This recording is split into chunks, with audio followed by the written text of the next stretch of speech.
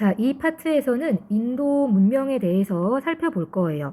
그래서 인도 지역에서 발생한 문명인데 아래쪽 지도를 먼저 볼게요. 이렇게 뾰족한 삼각형 모양으로 생긴 게 인도예요. 인도에는 두 개의 강이 있는데 하나는 왼쪽에 있는 인더스강, 다른 하나는 오른쪽에 있는 겐지스강이에요. 그래서 여러분은 두 개의 강 중에서 겐지스강이 훨씬 익숙할 거예요. 왜냐하면 현재 인도인들이 숭배하는 강이 겐지스강이기 때문에 뭐 여행 정보 프로그램 이런 데서 많이 방송이 되는 강이죠. 자, 그렇지만 문명이 발생했던 강은 겐지스 강이 아니라 인더스 강이었어요. 그래서 우리가 인도의 초기 문명을 인더스 문명이라고 부릅니다. 그리고 이 인더스강 유역에 있는 요 지방을 우리가 무슨 지방이라고 부르냐면 펀자브 지방이라고 불러요. 그리고 오늘날 이 펀자브 지방에 있는 나라는 파키스탄이라는 나라입니다. 그래서 엄밀하게 말하면 인더스 문명의 직접적인 계승자는 인도 문명이라기보다는 인도라기보다는 파키스탄이라고 봐야 정확하다고 할 수 있겠죠.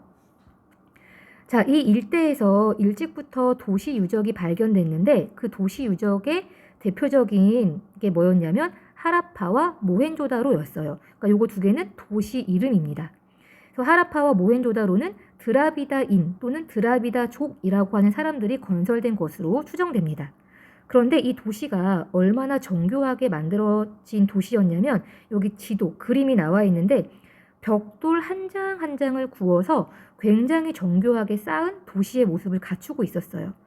그래서 각각의 기능을 보면 포장도로도 있었고 배수시설도 있었고 공중 목욕탕이 있었던 것도 확인이 된다고 합니다. 자, 그리고 이들은 문명이 갖춰야 할 몇 가지의 조건을 갖추고 있었는데 대표적인 게 청동기를 사용했었고 또 문자를 사용한 흔적을 남기고 있습니다. 자, 그리고 다른 하나는 이 모헨조다로 도시 유적에서 인장이라고 하는 게 발견됐는데 인장은 쉽게 말하면 인도 도장을 의미해요. 그러니까 지금 여기 보면 그러니까 소 그림이 새겨져 있는 이러한 일종의 도장인 건데 이 인장이 인도의 도시 유적뿐만이 아니라 어디서도 출토가 되고 있냐면 인근에 있는 메소포타미아 지역에서도 출토가 됐어요. 그래서 우리는 이 인장을 통해서 뭘 알 수 있냐면 당시 인더스 문명과 메소포타미아 문명이 활발하게 교역했다는 걸 확인할 수 있습니다. 자, 그런데 기원전 1800년경이 되면 이유를 확실하게 모르는 상태로 인더스 문명이 점점 쇠락하게 돼요. 그래서 오늘날 아마 커다란 홍수와 같은 자연재해가 있었던 거 아니냐라고 추론하고 있는데 정확한 이유는 알지 못합니다. 자, 인더스 문명이 파괴된 이후에 이제 중앙아시아 지역에서 이 지도엔 안 나와 있지만 대략 이쯤에서 활동하고 있던 아리아인이 점점 아래쪽으로 세력을 남하합니다. 그래서 이 아리아인이 펀자브 지방을 차지하고 점점 세력을 동쪽으로 이동시켜서 겐지스강 유역까지 진출하게 돼요. 그래서 결론은 이들 아리아인에 의해서 인도 문명의 중심지가 인더스강에서 겐지스강으로 바뀌었다고 보면 됩니다. 그리고 그게 가능했던 동력은 뭐였냐면 아리아인은 뭘 사용하고 있었다. 바로 철제 무기 그리고 철제 농기구.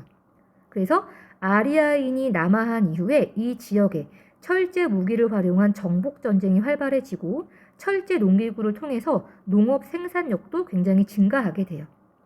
그리고 이 아리아인들은 전쟁을 수행하고 이 지역에 원래 살고 있던 원주민을 지배하기 위해서 강력한 신분제도를 만들게 됩니다.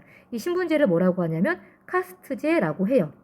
여러분 아마 들어본 적이 있을 텐데 왜냐하면 이 카스트제는 현대 인도에도 굉장히 큰 영향을 미치고 있기 때문에 들어본 적이 있을 거예요. 그리고 이러한 그 카스트제의 뿌리가 바로 이 시기 아리아인에 의해서 형성이 되었다고 보면 되겠습니다. 그래서 왼쪽에 보면 카스트제의 그 표가 나와 있는데 1신분을 브라만, 2신분을 크샤트리아, 3신분을 바이샤, 4신분을 수드라라고 했어요. 그래서 각각은 제사, 그다음 정치와 군사, 그다음에 뭐 일반적인 그런 농사와 뭐 상업, 그다음 마지막은 노예 이러한 역할을 했다고 합니다. 당연히 아리아인이 일신분인 브라만 계층을 차지했겠죠. 그리고 이 브라만들은 자신들의 기득권을 유지하기 위해서 종교를 만들었어요. 그래서 이 종교를 이들의 명칭을 따서 그대로 브라만교라고 불렀습니다. 그래서 브라만교의 특징은 자연 현상, 예를 들어 뭐 태양이나 물 같은 것들을 숭배하는 특징을 가지고 있었고, 이 브라만교의 경전으로 만들어진 게 베다라고 보면 되겠습니다. 여러분, 이 파트에서는 드라비다인이 주도한 인더스 문명과 아리아인이 진출한 이후에 생겨난 사회 변화를 구분해서 이해하는 것이 중요합니다.